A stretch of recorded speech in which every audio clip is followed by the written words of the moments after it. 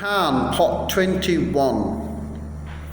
Educational television is generously funded, and a significant proportion of programming time is devoted to basic educational courses rather than to elite entertainment. Courses on 5 foreign languages, English at several levels from Sesame Street to adult groups, German, Chinese, French and Russian are available on regular weekly schedules of the National Educational Network. In the recent years, special programs for farmers, small businessmen, and mothers of children of various ages have appeared. The audience for educational television experts charts, graphs, illustrations, but is prepared to watch programs that in the United States would not be seen as particularly fascinating. In the late 1960s, for example, when the computers first gained widespread attention, over 1 million copies of the textbook to accompany the educational television programs on computers were sold in 1 year. Even on commercial channels, information programs abound, and several programs a day present favorite foreign television shows dubbed into Japanese. Although basic learning continues everywhere and at all ages, information gathering becomes focused and takes on a special campaign-like intensity. When an organization recognizes an issue as preeminently important during the course of the several years that a given issue, such as planning a railroad or promoting venture capital or revising a local tax system, is dominant, nearly every member of the organization works with some aspects of it, exploring new angles and seeking and relaying new bits of information.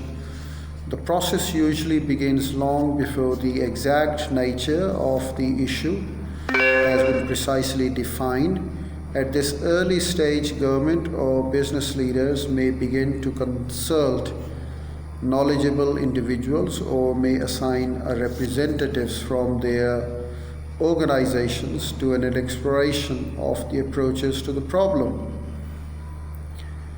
the sub-issues that are involved, and the resources and the people who might best be asked for an advice. After a period of consultation, they begin to send out people to do more intensive observation and study. The researchers assemble, summarize, and when necessary, translate books and articles. Study groups begin to confer on sub-issues. Later, meetings are held to evaluate what has been learned, to define what else needs to be learned. People are sent out again to ask the same questions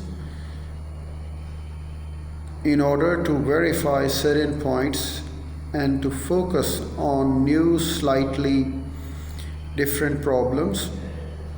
Staff members consider all important relevant options, and later stages define issues and select especially promising approaches for restudy with more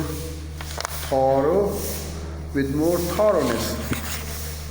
They mull over, digest, recognize and redigest their information as their options gradually narrow and decisions emerge.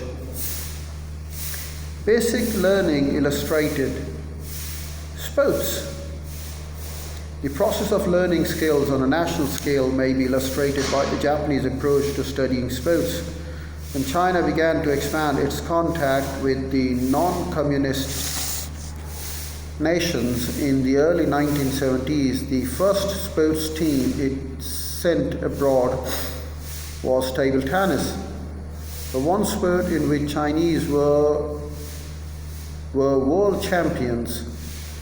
China next sent out men's and women's volleyball and basketball teams.